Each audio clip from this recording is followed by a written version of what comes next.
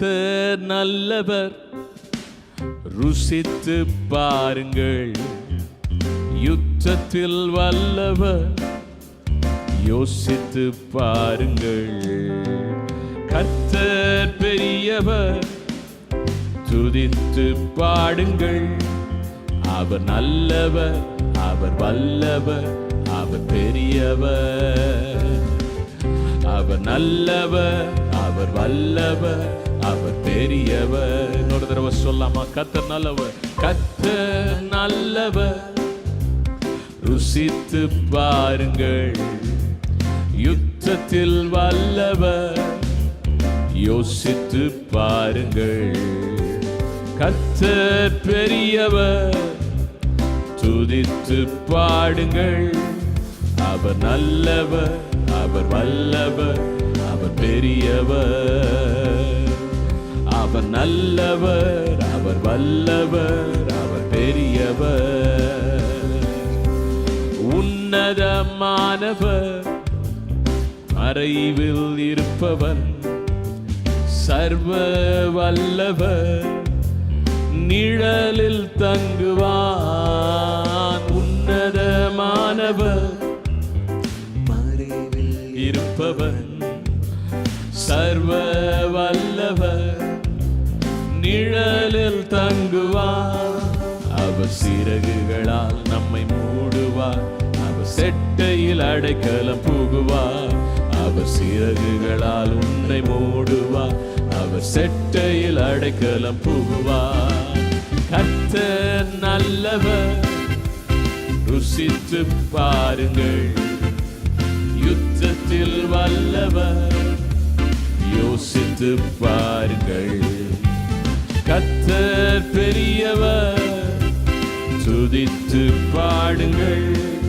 அவர் நல்லவர், அவர் வல்லவர், அவர் பெரியவர். அவர் நல்லவர், அவர் வல்லவர், அவர் பெரியவர். வல்லமையானவர், கரத்தில் இருப்பவன், வாழ்வில் மேன்மையை அடைந்தே வாழுவான். சொல்லுங்க, வல்லமையானவர், கரத்தில் இருப்பவன், வாழ்வில் மேன்மையை அடைந்தே வாழுவார்.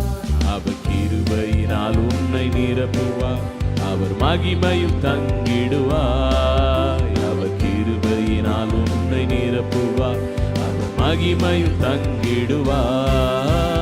கர்த்தர் நல்லவர், ருசித்து பாருங்கள். யுத்தத்தில் வல்லவர், யோசித்து பாருங்கள். கர்த்தர் பெரியவர், துதித்து பாடுங்கள். அவர் நல்லவர், அவர் வல்லவர், அவர் பெரியவர். நல்லவர், அவர் நல்லவர், அவர் வல்லவர், அவர் பெரியவர்.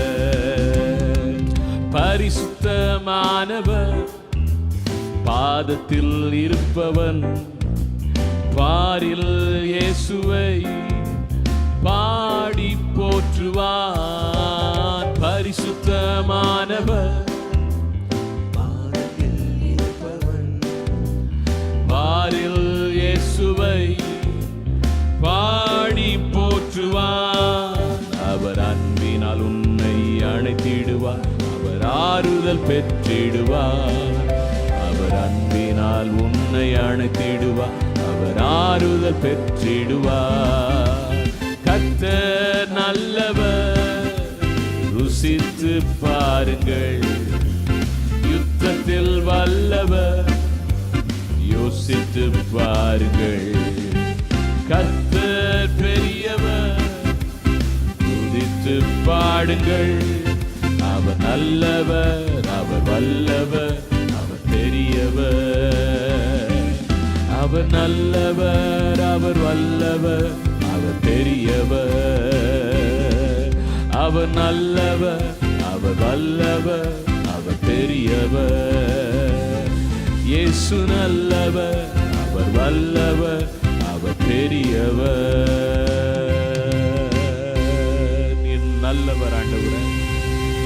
நீர் வல்லவர் ஆண்டவரே, நீர் பெரியவர் ஆண்டவரே. உமக்கு நாங்கள் நன்றி சொல்லுகிறோம். உம்மை நாங்கள் ஆராதனை செய்ய வருகிறோம். Praise the Lord. கர்த்தருடைய நாமம் மகிமைப்படுவதாக.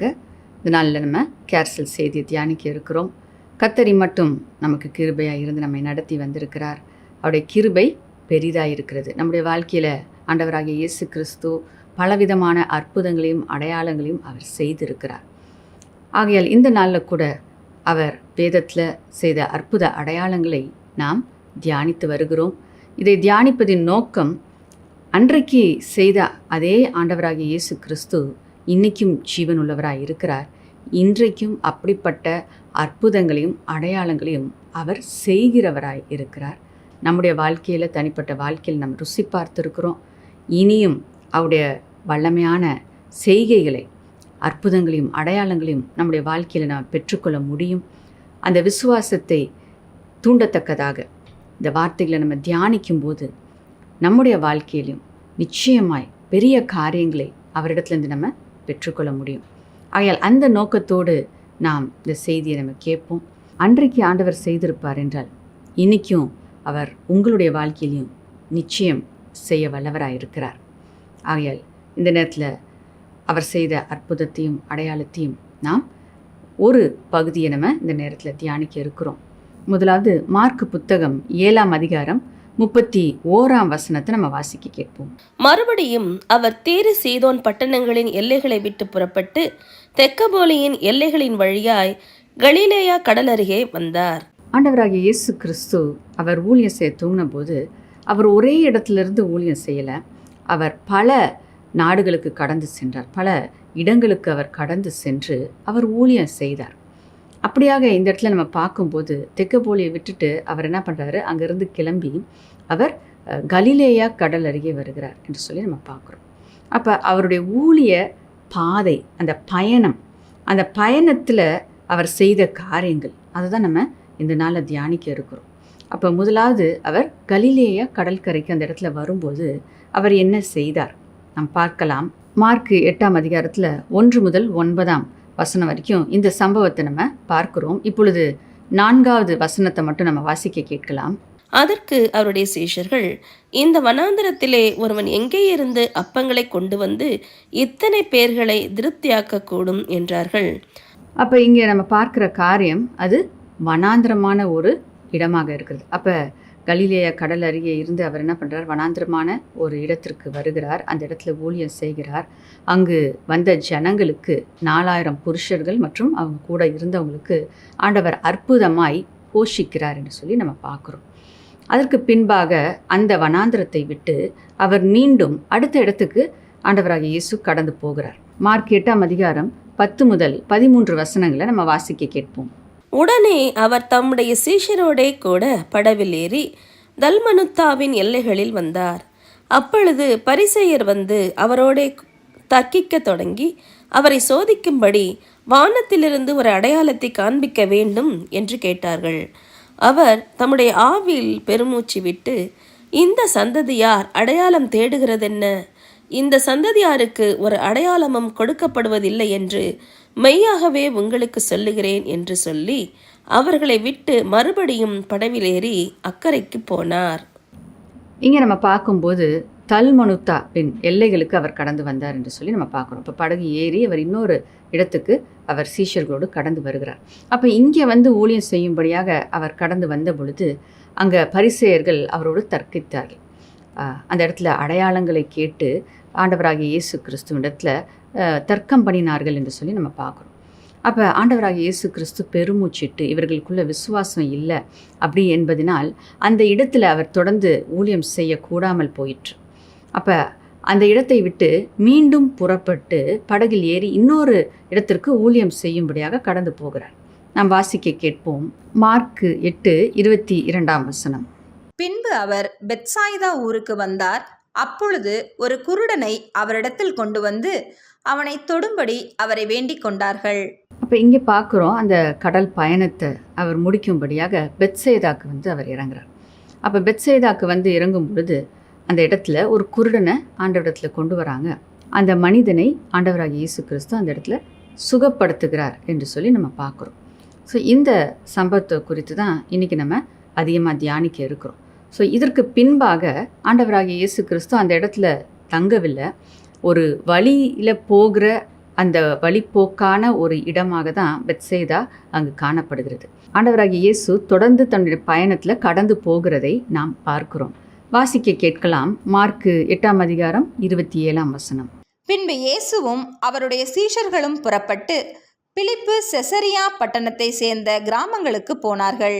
வழியிலே அவர் தம்முடைய சீஷர்களை நோக்கி, ஜனங்கள் என்னை யார் என்று சொல்லுகிறார்கள் என்று கேட்டார். ஸோ இங்கே நம்ம பார்க்குற காரியம், அவர்கள் தொடர்ந்து சீஷரோடு எங்கே போகிறார் அப்படின்னு பார்க்கும்போது செசரியா மற்றும் பிலிப்பு பட்டணங்களை சார்ந்த கிராமங்களுக்கு போய் ஊழியம் செய்யும்படியாக அவங்க பயணத்தை தொடர்ந்து போகிறதை நாம் பார்க்கிறோம். அப்போ இந்த இடத்துல ஆண்டவராகிய இயேசு கிறிஸ்துடைய பயண பாதை இங்கே நம்ம பார்க்க முடிகிறது. அங்கே ஆண்டவராகிய இயேசு கிறிஸ்து அற்புதங்களை செய்கிற தேவனாக இருக்கிறார். விடுதலையை கொடுத்தார், சுகத்தை கொடுத்தார், சரீர பிரகாரமான தேவைகளை சந்தித்தார், ஆகாரத்தை கொடுத்தார், ஆவிக்குரிய தேவைகளை சந்தித்தார், அசுத்தாவின் பிடியில் இருக்கிற ஜனங்களை விடுவித்தார். அப்படியாக அவர் ஒவ்வொரு பகுதியாக இப்படிப்பட்ட அற்புதங்களை செய்து கொண்டே அவர் கடந்து வந்து கொண்டே இருக்கிறதை நாம் பார்க்கிறோம். அப்போ சில இடங்களில் விசுவாசம் இல்லாத பொழுது, ஜனங்கள் எதிர்த்து நிற்கும் பொழுது ஆண்டவராகிய இயேசு கிறிஸ்து அங்கே டைமை வேஸ்ட் பண்ணல. அவ்வளோ தூரம் பயணம் பண்ணி அங்கே போய் அங்கே இறங்குறாரு. ஆனால் அந்த இடத்துல ஜனங்கள் ஏற்றுக்கொள்ளாத பொழுது உடனடியாக அங்கேருந்து அவருடைய பயணத்தை மீண்டும் துவங்குறதை நம்ம பார்க்குறோம். இப்போ டயர்டாக நம்ம போய் ஒரு இடத்துல இறங்குறோம், அட்லீஸ்ட் ஒரு நாள் நைட்டு தங்கிட்டாவது நம்ம அடுத்த நாள் போகலாம், அப்படி இல்லை பாருங்கள். அப்போ அந்த இடத்துல ஜனங்கள் ஏற்றுக்கொள்ளாத பொழுது உடனடியாக ஆண்டவராகிய இயேசு கிறிஸ்து தன் சீஷர்களோடு படகில் ஏறி மீண்டும் அடுத்த இடத்துக்கு கடந்து போகிறதை நாம் பார்க்கிறோம். அப்படியாக அந்த பயணம் பண்ணுகிற நேரத்தில் சீஷர்களுக்கு கற்றுக் கொடுக்க வேண்டிய காரியங்களை அவர் கற்றுக் கொடுக்கிறார். அந்த நேரத்தையும் அவர் பிரயோஜனப்படுத்தி கொண்டதை நாம் இங்கே பார்க்கிறோம். அப்படியாக சீஷர்கள் உருவாக்கப்படுகிறார்கள். அவர்கள் அற்புத அடையாளங்களை கண்களினால் காண்கிறார்கள். இதன் மூலமாக அவர்களை தேவன் உருவாக்கி கொண்டே இருக்கிறார். நம்முடைய வாழ்க்கையில் இந்த சம்பவங்கள் எல்லாம் நம்ம பார்க்கும் பொழுது இந்த ஊழிய பாதை எப்படிப்பட்ட பாதை ஆகையால் நாம் சோர்ந்து போகாமல், ஜனங்கள் நம் சுவிசேஷத்தை சொல்லும் போது, ஆண்டவரை குறித்து சொல்லும் போதோ, ஒரு நன்மையான காரியத்தை அவங்களுக்கு செய்ய நம்ம முயற்சி செய்யும் போதும் அதை தடை பண்ணும் பொழுது நாம் சோர்ந்து போக வேண்டிய அவசியம் இல்லை. நாம் முன்னேறி செல்ல வேண்டியவர்களாக இருக்கிறோம். நாம் தொடர்ந்து நம்முடைய பயணத்தை நாம் மேற்கொள்ள வேண்டும். ஆண்டவராகிய இயேசு கிறிஸ்து அதை பாருங்கள், அவர் எப்படி சீஷர்களுக்கு கற்றுக் கொடுத்தாரோ அதை அவர் இங்கு செய்து காட்டி இருக்கிறதையும் நாம் பார்க்கிறோம். அப்போ ஒரு இடத்துக்கு நீங்கள் போகும்போது அவர்கள் ஏற்றுக்கொள்ளவில்லை என்றால் அந்த தூசியை கூட நீங்கள் என்ன பண்ணுங்கள், தட்டி விட்டுட்டு அங்கே வந்து வெளியே வாங்க அப்படின்னு சீஷர்களுக்கு இயேசு கற்றுக் கொடுத்தார். அதே தான் அவர் இங்கு செய்ததை நாம் பார்க்கிறோம். ஆகையால் நாமும் கூட அதை ஒரு தூசியை தட்டுறது போல தட்டிவிட்டு நாம் தொடர்ந்து நம்முடைய பணியை செய்ய வேண்டும். தேவனுக்காக நம்முடைய ஓட்டத்தை தொடர்ந்து ஓட வேண்டும். இப்படிப்பட்ட சூழ்நிலைகள் மூலமாக நாம் சோர்ந்து போய்விடக்கூடாது. நாம் ஓட்டத்தை நிறுத்திவிடக்கூடாது. நாம் தொடர்ந்து ஓடிக்கொண்டே இருக்க வேண்டும். தேவனுக்காக செயல்பட்டு கொண்டே இருக்க வேண்டும். தேவன் நமக்கு கொடுத்திருக்கிற தருணங்களை நாம் பயன்படுத்தி கொண்டே இருக்க வேண்டும். அதை தான் அந்த ஊழிய பாதையிலேருந்து நாம் கற்றுக்கொள்கிறோம். ஏற்றுக்கொள்கிறவர்களுக்கு நன்மை செய்யுங்கள், அவர்களுக்காக ஜெபியுங்கள், அவர்களுக்கு விடுதலையை பெற்றுக் கொடுங்க. ஏற்றுக்கொள்ளாதவர்கள் இருப்பார்கள் என்றால் கவலைப்படாதீங்க. தொடர்ந்து அடுத்த இடத்திற்கு தேவையில் உள்ள ஜனங்கள் இருக்கிறாங்க, ஏற்றுக்கொள்ளக்கூடிய ஜனங்கள் இருக்கிறாங்க, அவங்களிடத்துல கடந்து போங்க. உங்கள் பணியை அந்த இடத்துல நீங்கள் செய்யுங்க. கர்த்தர் அதை ஆசீர்வதிப்பார். ஆகையால் நம்முடைய தேவனுக்காக ஓடுகிற ஓட்டத்தை தொடர்ந்து நாம் ஓடுவோமாக. தொடர்ந்து நம்ம காரியங்களை செய்வோமாக. பயணம் கடினமான பயணம்தான். இங்கே நம்ம பார்க்கும்போது கடல் பயணத்தை ஆண்டவராகிய இயேசு கிறிஸ்து தன் சீஷர்களோடு போகிறதை நாம் பார்க்கிறோம். அப்போ கடல் பயணமே ஒரு பெரிய ஒரு நீண்ட நாள் பயணம். அது களைப்பை உண்டு பண்ணக்கூடிய ஒரு பயணமாக இருக்கிறது. ஆனாலும் அதை கடந்தும் அப்போ இங்கே பார்க்குறோம், அங்கே பெத்சைதாவில் அவர் இறங்குகிறார், அற்புதத்தை செய்கிறார். உடனடியாக அந்த கிராமங்களுக்கு அவர் போகும்படியாக தன்னுடைய பயணத்தை அவர் தொடருகிறதை நாம் பார்க்கிறோம். அவர் நடந்து போனாரா இல்லை எப்படி போனார் நமக்கு தெரியாது. ஆனால் அவர் அந்த இடத்துல தங்கவில்லை. அவர் சிறிது கூட அங்கே இளைப்பாறவில்லை என்பதை நாம் பார்க்கிறோம்.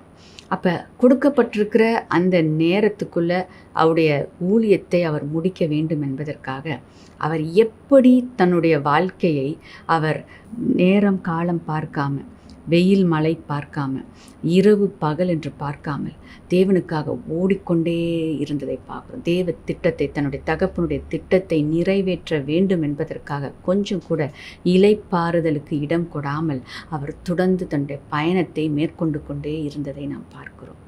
ஆகையால் நாம் கூட செயல்படுவோம், முயற்சி செய்வோம். கர்த்தருடைய அந்த பணியை நிறைவேற்றி முடிப்பதற்கு அவர் நமக்கு கிருபையை கொடுப்பார். ஆண்டவராகிய இயேசு கிறிஸ்துவுக்கு பலனை கொடுத்தவர் நமக்கும் பலனை கொடுப்பார். ஆண்டவராகிய இயேசு கிறிஸ்து அந்த ஊழியத்தை செய்து முடிக்கும்படியான கிருபையை கொடுத்தவர் உங்களுக்கும் அந்த கிருபையை கொடுப்பார். நாம் செய்ய வேண்டியது அவர் மேல் நம்பிக்கை வைத்து அவரை சார்ந்து கொண்டு தொடர்ந்து இந்த ஓட்டத்தை நாம் ஓடிக்கொண்டே இருக்கும் பொழுது, நிறுத்தாமல் நம்ம செயல்பட்டு கொண்டே இருக்கும்போது தேவ பலன் உங்களை தாங்கும். அவர் உங்களை வழி நடத்துவார். அவர் உங்களை ஆசீர்வாதத்தை சுதந்திரித்து கொள்ளவும் மற்றவங்களுக்கு நீங்கள் ஆசீர்வாதமாய் மாறும்படியான கிருபையும் தேவன் உங்களுக்கு நிச்சயமாய் கொடுப்பார். ஆகையால் இப்படிப்பட்ட அந்த ஊழிய பாதையில் இயேசு தொடர்ந்து அவர் கடந்து போய்கொண்டே இருக்கிறதை நாம் பார்க்கிறோம். நாம் கூட நம் ஓட்டத்தை ஓடுவோமாக. ஆகையால் அந்த இடத்துல அந்த பெத்சைதா என்ற அந்த ஊரில் ஆண்டவராகிய இயேசு கிறிஸ்து என்ன செய்தார் அதை இன்னும் கொஞ்சம் நம்ம தியானிக்க போகிறோம். மார்க்கு 8ஆம் அதிகாரம் 22 முதல் 26 வரைக்கும் நம்ம வாசிக்க கேட்போம். பின்பு அவர் பெத்சாய்தா ஊருக்கு வந்தார். அப்பொழுது ஒரு குருடனை அவரிடத்தில் கொண்டு வந்து அவனை தொடும்படி அவரை வேண்டிக் கொண்டார்கள். அவர் குருடனுடைய கையை பிடித்து அவனை கிராமத்துக்கு வெளியே அழைத்து கொண்டு போய் அவன் கண்களில் உமிழ்ந்து அவன் மேல் கைகளை வைத்து, எதையாகிலும் காண்கிறாயா என்று கேட்டார். அவன் ஏறிட்டு பார்த்து, நடக்கிற மனுஷரை மரங்களைப் போல காண்கிறேன் என்றான். பின்பு அவர் மறுபடியும் அவன் கண்களின் மேல் கைகளை வைத்து அவனை ஏறிட்டு பார்க்கும்படி செய்தார். அப்பொழுது அவன் சொஸ்தமடைந்து யாவரையும் தெளிவாய் கண்டான். பின்பு அவர் அவனை நோக்கி, நீ கிராமத்தில் பிரவேசியாமலும் கிராமத்தில் இதை ஒருவருக்கும் சொல்லாமலும் இரு என்று சொல்லி அவனை வீட்டிற்கு அனுப்பிவிட்டார். அப்போ பெத்சைதாவில் வந்து ஆண்டவராகிய இயேசு கிறிஸ்து இறங்கின உடனே அந்த நபரை அழைச்சிட்டு வராங்க, அந்த குருடரை அழைச்சிட்டு வராங்க. அப்போ ஆண்டவர் செய்கிற காரியம் என்ன? கிராமத்தை விட்டு அவர் வெளியே அந்த மனிதனை அழைத்து கொண்டு வந்து சுகப்படுத்துகிறதை நாம் பார்க்குறோம். சுகப்படுத்தி விட்டு அந்த மனிதனும் கிராமத்துக்குள்ளே போக வேண்டாம் அப்படின்ற ஒரு கட்டளையை கொடுக்குறார். அதே நேரத்தில் தன்னுடைய வீட்டுக்கு போகும்படியாக சொல்லிவிட்டு ஆண்டவராகிய இயேசு கிறிஸ்து மீண்டும் கிராமத்துக்குள்ளே கடந்து போக வேண்டாம் அப்படின்னு சொல்லிட்டு ஆண்டவராகிய இயேசு கிறிஸ்து சொல்கிறதுக்கு காரணம், ஒருவேளை அந்த ஜனங்கள் இந்த அற்புதங்களை பார்த்தாங்க அப்படின்னா இன்னும் தேவையில் இருக்கிற ஜனங்கள் அவரிடத்துல வந்து அவருடைய பயணத்தை தொடர்ந்து செய்ய முடியாதபடிக்கு ஒரு தடையாக ஆகிவிடும் என்பதற்காக கூட அவர் சொல்லியிருக்கலாம். ஆனால் பல நேரங்களில் ஆண்டவராகிய இயேசு கிறிஸ்து இப்படிப்பட்ட காரியங்களை சொல்லும்போது அதுக்கு பின்னணி என்ன என்று சொல்லி நம்ம பார்க்கும்போது, அங்கே விசுவாசிக்கிற ஜனங்கள் இல்லாததுனால்தான் ஆண்டவர் அப்படிப்பட்ட காரியங்களை சொல்லுகிறார். அதே நேரத்தில் எல்லா ஜனங்களும் ஆண்டவராகிய இயேசு கிறிஸ்துடைய வல்லமையை அறிந்து கொள்வார்கள் என்றால் தேவனுடைய திட்டம், பிதாவாகிய தேவனுடைய திட்டம் நிறைவேறுவதற்கு அது தடையாகிவிடும் என்பதற்காக ஆண்டவராகிய இயேசு கிறிஸ்து இப்படிப்பட்ட வார்த்தைகளை சில இடங்களில் நம்ம பயன்படுத்துகிறத நம்ம பார்த்துருக்குறோம். அப்போ இங்கே நம்ம பார்க்குறோம், கிராமத்துக்கு வெளியே அழைத்து வருகிறார், இந்த மனிதனுக்கு சுகத்தை கொடுக்கிறார், தொடர்ந்து அவருடைய பயணத்தை மேற்கொள்கிறார். அப்போ இங்கே பார்க்கும்போது இந்த ஊரில் இந்த ஒரு மனிதனுக்கு மட்டும்தான் ஆண்டவர் சுகப்படுத்தினதை வேதத்தில் நாம் ரெக்கார்ட் பண்ணியிருக்கிறத நம்ம பார்க்குறோம். இன்னும் வேறு நபர்களுக்கு சுகம் கொடுத்தாரா இல்லையா நமக்கு தெரியல. ஆனால் வேதத்தில் நமக்கு இந்த ஒரு சம்பவம் தான் எழுதப்பட்டிருக்கிறது. அப்படின்னா ஒருவேளை நம்ம இப்படி யோசிக்க தோணுது, இந்த மனிதனை சுகப்படுத்துறதுக்காக ஆண்டவர் இந்த வழியை தெரிந்து கொண்டாரோ என்று சொல்லி. பாருங்கள், ஒருவேளை வேறு ஊரில் இறங்கி கூட அவருடைய பயணத்தை தொடர்ந்து மேற்கொண்டு வந்திருக்கலாம். சிசரியா பிலிப்பு பட்டணங்களுக்கு அவர் கடந்து போயிருந்திருக்கலாம். ஆனால் இங்கே இந்த பெத்சைதா என்கின்ற ஊருக்கு அவர் வந்து இறங்கினதற்கு காரணமே இந்த மனிதனை சுகப்படுத்த வேண்டும் என்று அவர் விரும்பி வந்தது போல காணப்படுகிறது. அப்போ அவருடைய இருதயத்தை நம்ம இங்கே பார்க்கிறோம். தனிப்பட்ட மனிதர்களை தேவன் தேடி அவர்களுக்கு நன்மை செய்யும்படியாக அவர் கடந்து வருகிறத இன்னும் சில இடங்களில் சம்பவங்களில் நாம் பார்க்குறோம் இல்லைங்களா? அந்த கானானிய ஸ்திரீயை தேடி ஆண்டவர் அந்த கிணற்றண்டைக்கு அவர் போகிறத நம்ம பார்க்குறோம். அப்படியாக தேவன் தனி நபர்களுக்கும் ஊழியம் செய்ய அவர் திட்டத்தின்படியாக அவர் செயல்படுகிறார் என்பதை நாம் புரிந்து கொள்கிறோம். அப்போ இந்த இடத்துல இந்த மனிதனுக்கு சுகத்தை கொடுக்கும்படியாக ஆண்டவராகிய இயேசு கிறிஸ்து இந்த பயண பாதையை அவர் தெரிந்து கொண்டது எவ்வளவு ஆச்சரியமாக இருக்கிறது. வேறு வழியில் போயிருந்தால் இந்த குருடனை சந்தித்திருக்க முடியாது, சுகத்தை இந்த குருடன் பெற்றிருக்க முடியாது. ஆனால் தேவன் எவ்வளவாய் நம்மை நேசிக்கிறார். இன்றைக்கி ஒருவேளை ஆண்டவர் அவர் உங்களுக்கு நன்மை செய்ய வேண்டும் என்று அவர் தீர்மானித்தபடினால் இன்றைக்கி நீங்கள் இந்த செய்தியை கேட்டுக்கொண்டிருக்கலாம். அவர் தனிப்பட்ட மனிதர்களை நேசிக்கிறார். தனிப்பட்ட மனிதர்களுக்காக அவர் தன்னுடைய பயணத்தை அவர் மேற்கொள்கிறதை நாம் பார்க்கிறோம். அவர் பிரயாசப்படுகிறத பார்க்கிறோம். ஆகையால் இங்கே நாம் ஒவ்வொருவருக்காகவும் நிச்சயமாய் தேவன் அவர் அற்புதத்தை செய்ய காத்திருக்கிறார். அவர் நம்மை தேடி வந்து நமக்கு நன்மை செய்கிற தேவனாக இருக்கிறார். நம்முடைய ரட்சிப்பை நம்ம யோசித்து பார்ப்போம். நாம் எப்படி ரட்சிக்கப்பட்டோம்? தேவன் யாரோ ஒருத்தரை நம்மை தேடி வந்து அவர்கள் நமக்கு சுவிசேஷத்தை சொன்னாங்க. நம்ம நாடி போகலை, மனிதர்கள் அனுப்பினார், ஆண்டவர் அனுப்பினார். அப்போ தனிப்பட்ட விதத்தில் தேவன் மனிதர்களை அனுப்புகிறதை நாம் பார்க்கிறோம். தனிப்பட்ட விதத்தில் அவங்களுக்கு ஒரு சூழ்நிலைகளை தேவன் ஏற்படுத்தி கொடுக்கறதை நம்ம பார்க்குறோம். ஒருவேளை தாங்களாகவே ஆண்டவரை தேடணும் அப்படின்ற ஒரு வாஞ்சை இருக்குன்னா அந்த சூழ்நிலையை தேவன் ஏற்படுத்தி கொடுக்கிறார். அப்போ தனிப்பட்டவர்கள் மேல் தேவன் கரிசனை உள்ளவராய் இருக்கிறார். உங்கள் மேலே தேவன் கரிசனை உள்ளவராய் இருந்தபடினால தான் உங்களை தேவன் ரட்சித்திருக்கிறார். சில நேரத்தில் உங்கள் வீட்டில் நீங்கள் மட்டும் ரட்சிக்கப்பட்டவங்களாக இருப்பீங்க. தேவன் உங்களை தெரிந்து கொண்டு இருக்கிறார். உங்கள் மூலமாக உங்கள் குடும்பத்தை ரட்சிக்க தேவன் விரும்புகிறார். அப்போ தனிப்பட்ட நபரோடு தேவன் தொடர்பு கொள்ள விரும்புகிறார். தனிப்பட்ட நபர்களை தேவன் ஆசீர்வதிக்க விரும்புகிறார். தனிப்பட்ட நபர்களுக்கு ரட்சிப்பை கொடுக்க விரும்புகிறார். ஆகையால் நான் மட்டும்தான் எங்கள் வீட்டில், இல்லை நான் மட்டும்தான் என் ஃப்ரெண்ட்ஸ் மத்தியில், இல்லை நான் மட்டும்தான் எங்கள் வேலை ஸ்தலத்தில் இருக்கிறேன் அப்படின்னு நீங்கள் சொன்னீங்கன்னா ஆண்டவர் உங்களை தெரிந்து கொண்டிருக்கிறார். ஒரு நோக்கத்தோடு தேவன் தெரிந்து கொண்டிருக்கிறார்.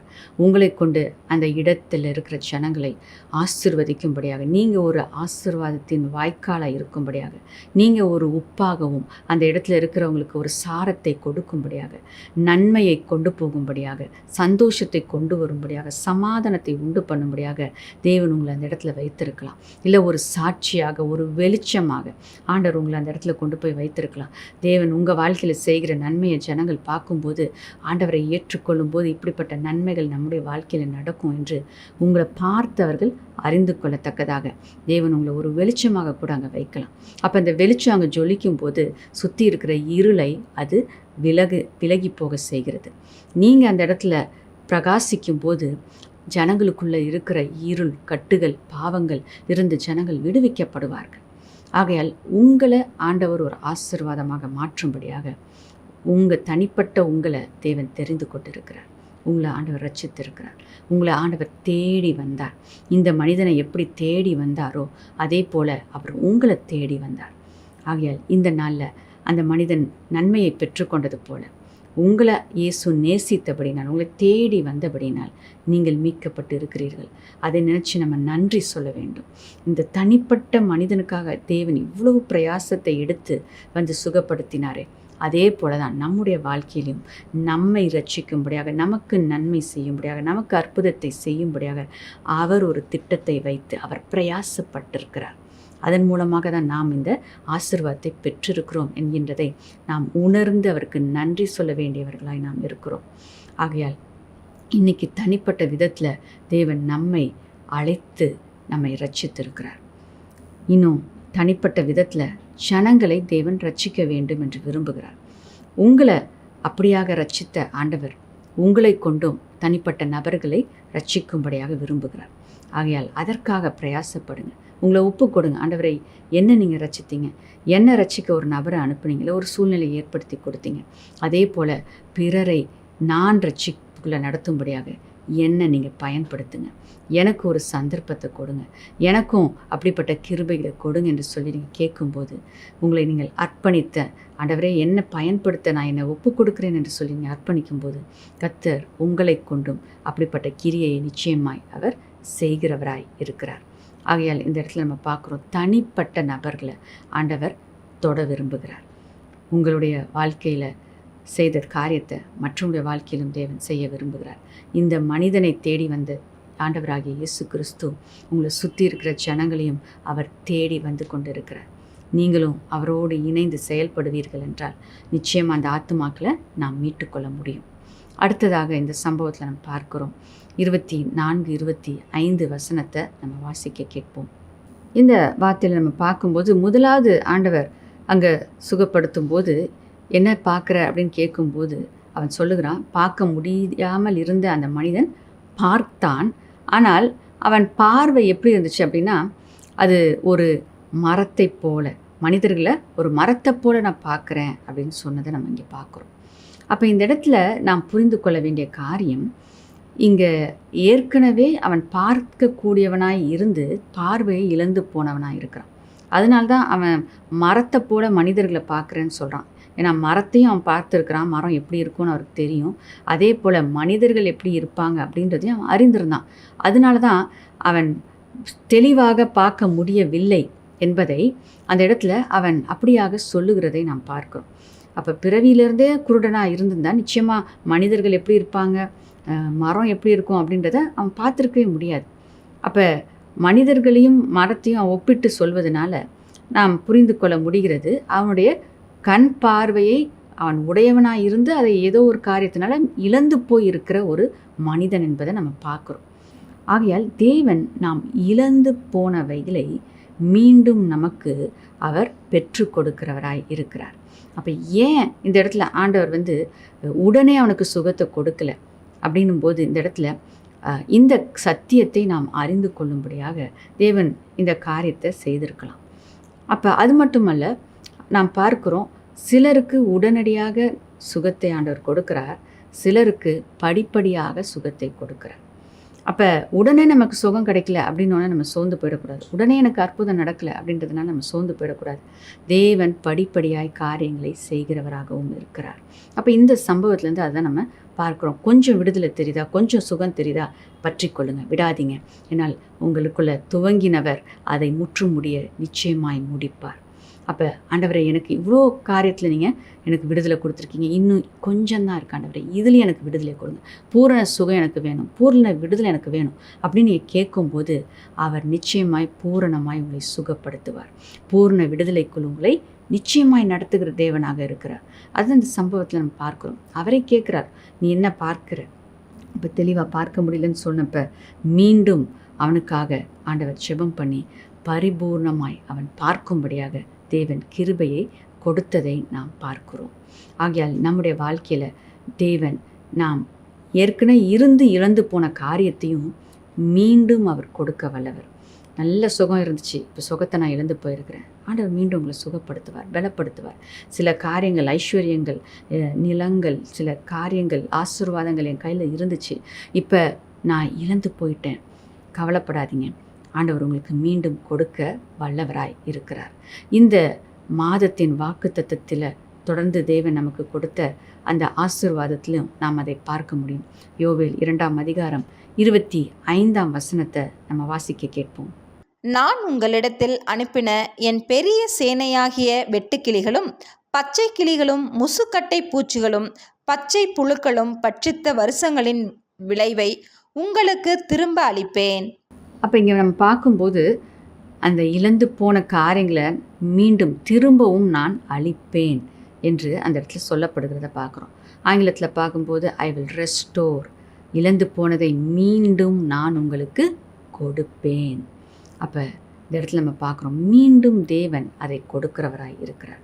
சத்ரு அழித்து போட்ட காரியங்கள், நாம் இழந்து போன காரியங்கள், நாம் தவறான தீர்மானத்தினால சில காரியங்கள் நம்ம இழந்து போயிருக்கலாம், ஆனால் தேவன் கிருபை உள்ளவராய் இருக்கிறார். இன்றைக்கி ஆண்டவரிடத்தில் கேட்கும்போது ஆண்டவர் நமக்கு கொடுக்குற காரியம், நீங்கள் இழந்து போனதை மீண்டும் நான் உங்களுக்கு கொடுப்பேன். ஆமென், ஹல்லேலூயா. மார்க்கு 8ஆம் அதிகாரம் 25ஆம் வசனம், தமிழில் நமக்கு அந்த வார்த்தை குறிப்பிடப்படவில்லை, ஆனால் ஆங்கிலத்தில் அந்த வார்த்தை சொல்லப்பட்டிருக்கிறதை நம்ம பார்க்குறோம். He was restored and was able to see every man clearly. அப்போ ஒவ்வொரு மனிதனையும் அவரால் எப்படி பார்க்க முடிச்சான்? தெளிவாய் பார்க்க முடிந்தது என்று வேதம் சொல்லுகிறது. அது மட்டுமல்ல, அவனுடைய பார்வை மீண்டுமாய் அவனுக்கு கிடைத்தது, அது புதுப்பிக்கப்பட்டது. இன்னொரு அர்த்தம் கூட நம்ம சொல்லலாம், தெளிவாக பார்க்க முடியாத அந்த கண்களால் அந்த பார்வை தெளிவாய் பார்க்கிற பார்வையாக மாற்றப்பட்டது. அப்போ சில நேரத்தில் இன்னும் பூரணப்படாத ஆசீர்வாதங்கள் உங்கள் வாழ்க்கையில் இருக்கும் என்றால் தேவன் அதை பூரணப்படுத்துகிறவராய் இருக்கிறார், அதை புதுப்பிக்கிறவராய் இருக்கிறார். அது பழைய எப்படி அது ஆரம்பத்தில் இருந்துச்சோ அதே போல் ஆண்டவர் அதை முழுமைப்படுத்தி பூரணப்படுத்தி அதை புதுப்பித்து அதை நம்முடைய கரங்களில் தேவன் கொடுக்கிறவராய் இருக்கிறார். அப்படிப்பட்ட ஆசீர்வாதத்தினால தேவன் நம்மை இந்த நாளிலும் நிரப்ப விரும்புகிறார். நாம் பார்க்கிறோம், தனிப்பட்ட நபர்களை ஆண்டவர் தேடி வந்தார். இழந்து போனதை மீண்டும் கொடுக்கும்படியாக ஆண்டவராகிய இயேசு கிறிஸ்து நம்மை தேடி வந்திருக்கிறார். ஆக எந்த நேரத்தில் அவரிடத்துல நம்ம கேட்கும்போது அவர் நமக்கு அதை கொடுப்பார். நாம் கேட்கலாமா? ஸ்தோத்திரம் அப்பா, உமக்கு நன்றி செலுத்துகிறோம் ராஜா. உடைய கிருபைக்காக நன்றி செலுத்துகிறோம் அப்பா. இந்த நாளில் கர்த்தாவே நீர் எங்களோடு பேசின வார்த்தைகளுக்காக நாங்கள் நன்றி செலுத்துகிறோம் அப்பா. அப்பா, நீர் தனி நபர்களை தேடி வந்து நன்மை செய்கிற தேவன் அப்பா. எங்களை நீங்கள் தேடி வந்தீங்களே, உமக்கு நாங்கள் நன்றி செலுத்துகிறோம். நாங்களும் மற்றவர்களை தேடி சென்று அவர்களுக்கு நன்மை செய்ய நீங்கள் கிருபை செய்வீராக ராஜா. ஊழிய பாதையில் எவ்வளவாய் கர்த்தாவே நீங்கள் பிரயாசப்பட்டீங்க என்று நாங்கள் பார்க்குறோம். நாங்களும் பிரயாசப்பட்டு அப்பா காரியங்களை செய்ய, ஊழியங்களை செய்ய, ஆத்ம ஆதாயம் செய்ய, உமக்காக சாட்சியாய் வாழ அப்பா நீர் எங்களுக்கு உதவி செய்வீராக என்று நாங்கள் ஜெபிக்கிறோம் அப்பா. அது மட்டுமல்ல ராஜா, நீர் கர்த்தாவே எங்களுக்கு இழந்து போனதை மீண்டும் கொடுக்கிற தேவனாய் இருக்கிறீர், காரியங்களை புதுப்பிக்கிற தேவனாய் இருக்கிறீர் அப்பா. எங்களுடைய வாழ்க்கையில் எதெல்லாம் நாங்கள் இழந்து போய் இருக்கிறோமோ அதெல்லாம் மீண்டும் நீர் எங்களுக்கு கொடுப்பீராக. உடைய வார்த்தையின்படியாக நீர் அதை செய்வீராக. இந்த மாதத்தில் செய்வேன் என்று வாக்கு கொடுத்திருக்கிறீரே, அதை இந்த மாதம் முடிகிறதுக்குள்ள நீங்க எங்களுக்கு செய்யுங்க ராஜா. இழந்து போனதை திரும்ப கொடுங்கப்பா, புதுப்பித்து கொடுங்க ராஜா. அப்பா கர்த்தாவே, அப்படியாக கர்த்தாவே ஜனங்கள் காத்திருக்கிற ஒவ்வொருடைய வாழ்க்கையிலையும் நீர் ஒரு அற்புதத்தை செய்வீராக என்று நாங்கள் ஜெபிக்கிறோம் அப்பா. இழந்து போனவைகளை மீண்டும் நீர் கொடுப்பீராக. இழந்து போன உறவுகள் புதுப்பிக்கப்படட்டும். இழந்து போன சொத்துக்களை ஜனங்கள் மீட்டு கொள்வார்களாக. சத்ரு திருடி கொண்டு போன ஆசீர்வாதங்களை அப்பா நீர் மீண்டும் அவர்களுக்கு கொடுப்பீராக அப்பா. சத்ரு திருடி கொண்ட சமாதான சந்தோஷத்தை அப்பா மீண்டுமாய் உடைய ஜனங்களுக்கு நீர் கொடுப்பீராக அப்பா. நீர் கர்த்தாவை இழந்து போய் தவித்து கொண்டிருக்கிற ஒவ்வொரு காரியத்திலும் உம்முடைய கரம் கடந்து வரட்டும் என்று நாங்கள் ஜெபிக்கிறோம் அப்பா. அப்பா, ஈசாக்கு கர்த்தாவை தன் தாயை இழந்து வேதனையில் இருந்த பொழுது நீர் ரெபேக்காவை கொண்டு வந்தீரப்பா. அவன் தேற்றப்பட்டான் என்று சொல்லி நாங்கள் பார்க்கிறோம். அப்படியாக ராஜா, யாரெல்லாம் கர்த்தாவை உறவுகளை இழந்து தவித்து கொண்டு இருக்கிறார்களோ அவர்கள் எல்லாம் கர்த்தாவே அப்பா ஒரு புதுப்பித்தலின் மூலமாக, ஒரு புது உறவு மூலமாக அப்பா அவர்கள் புதுப்பிக்கப்படுவார்களாக, அவர்கள் தேற்றப்படுவார்களாக, ஆறுதல் அடைவார்களாக என்று நாங்கள் ஜெபிக்கிறோம் அப்பா. அப்பா, நீர் அப்படியாக ஒவ்வொருடைய வாழ்க்கையிலையும் நீர் கர்த்தாவை இழந்து போன காரியங்களை மீண்டும் கொண்டு வந்து கொடுக்க முடியும் ராஜா. நீர் அப்படியாக சுகத்தை இழந்து போயிட்டேனே, என்னுடைய பலனற்று நான் போயிட்டேனே, இந்த வியாதியினால் நான் இவ்வளவு வேதனைப்படுகிறேனே என்று சொல்லி வேதனைப்படுகிற அப்பா ஒவ்வொருவரையும் இப்பொழுது நீர் கண்ணோக்கி பார்ப்பீராக. உம்முடைய சுகமளிக்கும் வல்லமை அவர்களை தொடட்டும். இழந்து போன ஆரோக்கியத்தையும் இழந்து போன சுகத்தையும் மீண்டும் அவர்கள் பெற்றுக்கொள்வார்களாக, பலனடைவார்களாக.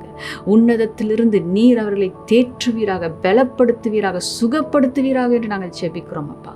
நீர் செய்கிறதற்காக நாங்கள் நன்றி செலுத்துகிறோம் அப்பா. உமக்காக ஊழியத்தை செய்ய அப்பா எங்களை நாங்கள் அர்ப்பணிக்கிறோம். இப்படிப்பட்டு ஜனங்கள் கர்த்தாவே வேதனையோடு தேவையோடு அப்பா ஜனங்கள் இருக்கிறாங்களே, அவங்களெல்லாம் நாங்கள் சந்திக்க அப்பா, அவர்களை போய் நாங்கள் சந்தித்து உங்களுடைய அன்பை சொல்ல நீர் எங்களுக்கு கிருபை செய்வீராக என்று நாங்கள் ஜெபிக்கிறோம் அப்பா. அந்த குருடனை கர்த்தாவே நீர் வீட்டுக்கு அனுப்பினீர். வீட்டில் இருக்கிறவங்களுக்கு ஆண்டவரை குறித்து சொல்லவும் தேவனுடைய பலத்த கிரியையை அறிவிக்கவும் நீர் வீட்டுக்கு அந்த மனிதனை அனுப்பினீர். அப்படியாக இப்பொழுது தன்னுடைய வீட்டில் இருக்கிற ஒவ்வொருவருக்காகவும் அப்பா பாரப்பட்டு ஜெபித்து கொண்டு இருக்கிறவர்களை நீர் தொடுவீராக, அந்த குடும்பத்தினரை தொடுவீராக. ரட்சிப்பு உண்டாகட்டும், சுகம் உண்டாகட்டும். யாருக்காகலாம் ஜெபித்து கொண்டு இருக்கிறார்களோ, தன் குடும்ப அங்கத்தினருக்காக பாரப்பட்டு கொண்டு இருக்கிறார்களோ, இப்பொழுதே பதில் உண்டாகட்டும் என்று நாங்கள் ஜெபிக்கிறோம் அப்பா. நீர் செய்கிறதற்காக நாங்கள் நன்றி செலுத்துகிறோம். தொடர்ந்து நீர் மாத்திரம் மகிமைப்படுவீராக. எங்களை கர்த்தாவே உப்பாகவும் வெளிச்சமாகவும் பயன்படுத்தி அப்பா எங்களை நீங்கள் சாட்சியாக நிற்க வைக்கும்படியாக உம்மிடத்தில் நாங்கள் தாழ்த்தி கேட்கிறோம். அப்பா நீர் செய்ய போகிற பலத்த கிரியைகளுக்காக நாங்கள் நன்றி செலுத்துகிறோம். உமக்கே துதி கன மகிமை எல்லாவற்றையும் ஏறெடுக்கிறோம். இயேசுவின் நாமத்தில் பிதாவே, ஆமென். நம்ம சேர்ந்து சொல்லலாம். என் ஆத்துமாவே கர்த்தரை ஸ்தோத்திரி, என் முழுவலுமே அவருடைய பரிசுத்த நாமத்தை ஸ்தோத்திரி. என் ஆத்துமாவே கர்த்தரை ஸ்தோத்திரி, அவர் செய்த சகல உபகாரங்களையும் மறவாதே. ஆமென், ஆமென். நம்மை தேடி வந்த இயேசுவை நாம் நினைவு கூறுவோம். நாம் மறவாமல் மற்றவர்களுக்கும் சுவிசேஷத்தை சொல்லி ஆசீர்வாதமாய் மாறுவோமாக. God bless you.